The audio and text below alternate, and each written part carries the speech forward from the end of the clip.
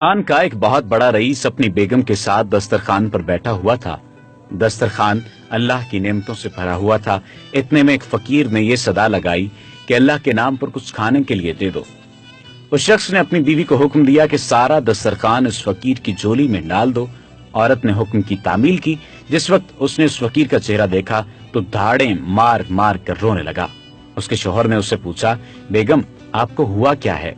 उसने बतलाया कि जो शख्स फकीर बनकर हमारे घर पर दस्तक दे रहा था वो चंद साल पहले इस शहर का सबसे बड़ा मालदार और हमारी इस कोठी का मालिक और मेरा साबिक शौहर था। चंद साल पहले की बात है कि हम दोनों दस्तरखान पर ऐसे ही बैठकर खाना खा रहे थे जैसा कि आज खा रहे हैं। इतने में एक फकीर ने सदा लगाई कि मैं 2 दिन से भूखा हूँ, अल्लाह के नाम पर खाना दे दो। ये शख्स दस्तरखान से उठा और उस फकीर की इस कदर पिटाई की कि उसे लहूलुहान कर दिया।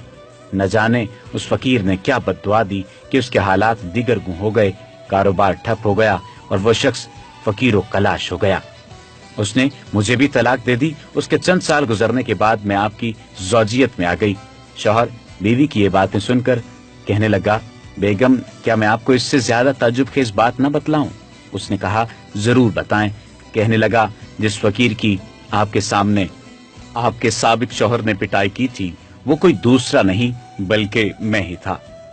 किताबुल इब्र गर्दश ज़बाना का एक अजीब नजारा ये था कि अल्लाह ताला ने उस बदमस्त मालदार की हर चीज, माल, कोठी, हत्ता के बीवी भी छीन कर उस शख्स को दे दी जो फकीर बनकर उसके घर पर आया था। और चंद साल बाद फिर अल्लाह ताला उस शख्स को फकीर बनाकर उसी के दर पर ले आया।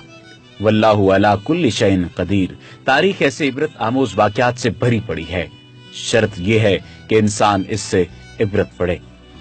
आज की इस वीडियो से ये बात समझ में आती है कि गुरूर का सर हमेशा नीचा हुआ करता है और जो शख्स शुक्र अदा नहीं करता, अल्लाह ताला को दोस्त नहीं मानता, अल्लाह ताला का दोस्त नहीं रहता, अल्लाह ताला भी फिर उसे दुत्कारता है। वमा अलैना इल्लल बलागुल मुबीन।